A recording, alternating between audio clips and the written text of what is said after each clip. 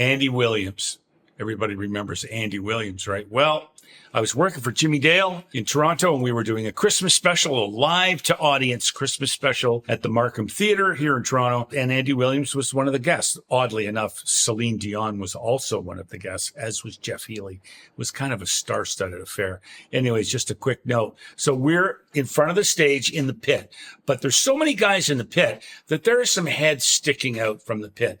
Now, I'm playing synthesizer on this one. So basically, Andy's charts had string parts all written out. I was given the string parts, and I have to play the high violins on my synthesizers. And I was the guy that was sitting at the back of the pit, but my head was above the level of the stage, much more than anyone else's.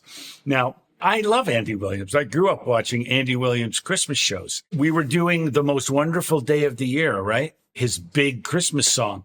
And we're doing it, and it's showtime.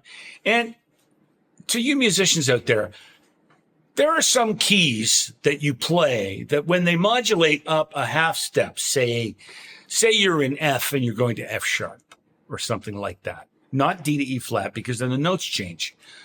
But if it's F to F sharp, something like that, then the notes stay the same, but the key signature changes, but everything's up a half step. So anyways, we're doing The Most Wonderful Day of the Year. And for some reason, and I'm not really sure why, I am completely bored, and I am somewhere on a beach in Jamaica while I'm doing this gig. And it's live to audience. So we're playing Wonderful Day of the Year, and I'm on autopilot reading the notes, and I'm not really paying attention, and I don't hear the modulation happening. So the high strings are a fairly prominent part. When the modulation happens, I'm now playing the high strings, the violins, a half step lower than the rest of the band. And believe it or not, this goes on for a good 4 bars before I notice it, because everyone's staring at me. Jimmy Dale's glaring at me. Brian Barlow is looking at me, laughing his head off.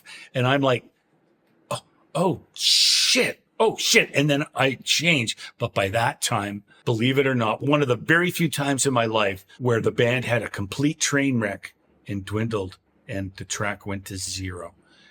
And I turn around and Andy Williams, dead silence. And Andy Williams is just glaring at me.